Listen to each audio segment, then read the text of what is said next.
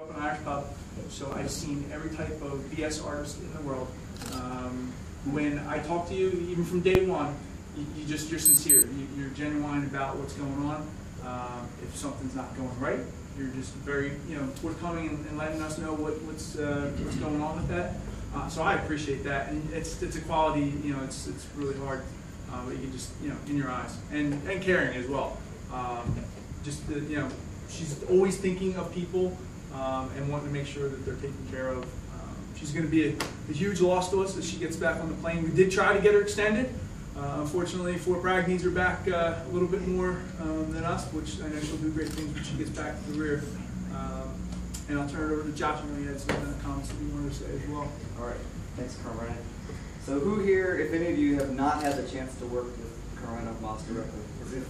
Nobody, that's great. Because if you have not, I feel really, really sorry for you. Because working with Colonel Randolph-Moss has been probably the greatest aspect of this deployment for me so far. So I met her day one of CRC. Major Howe, Sergeant Mays, myself, and Colonel Randolph-Moss were like the 4 musketeers, I don't know.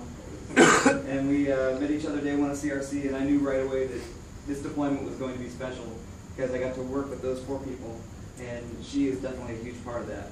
She is a physician assistant, yes, but she is so much more than that. She is a wonderful human being. She cares about everybody that she works with genuinely. She's a minister. She's a singer. She plays piano. She's a writer. She's a counselor. She put in, I forget the exact number, but I want to say about 180 volunteer hours, most of them right here in this chapel, so it's very fitting that we are standing here today to say goodbye to her. So I'm glad we all have the opportunity to send her off. I really, really wish you were staying. At least for a few more weeks we thought we'd have you. But this award you're going to get today is really very, very deserved. Everybody on camp knows her, and most of them asked for her by name, including the local nationals, people in other countries, Burundi. They said, is Colonel Leslie coming?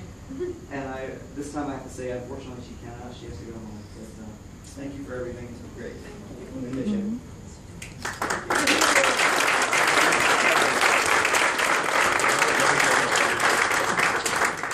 We'll let you talk now. Okay, Yeah. Okay. Well, in the essence of time, I'm not going to pull up the pulpit and preach. So, but what I will say is about a year ago, I had just PCS to Fort Bragg. I did about a month, and then I get this tasker saying that I'm getting ready to deploy to Africa in about 90 days. And so, and then he said it was something with some Civil Affairs Battalion or something like that. And I was like, I'm pretty sure I got y'all mixed up with PAO. So I'm like, okay, so I'm going to be going out doing news reports and all this stuff.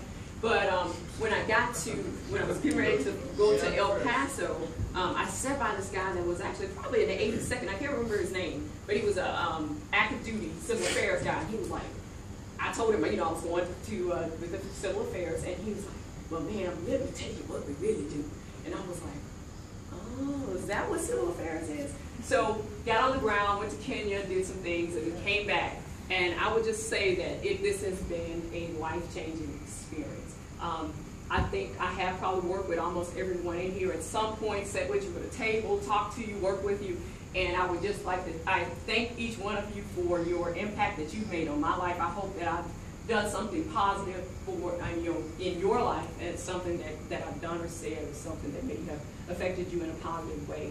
And as I leave, I did want to try to extend, but unfortunately Fort Bragg said come back now. And so I'm heading out tomorrow. But you all will always be in my thoughts, and you will always be in my prayers.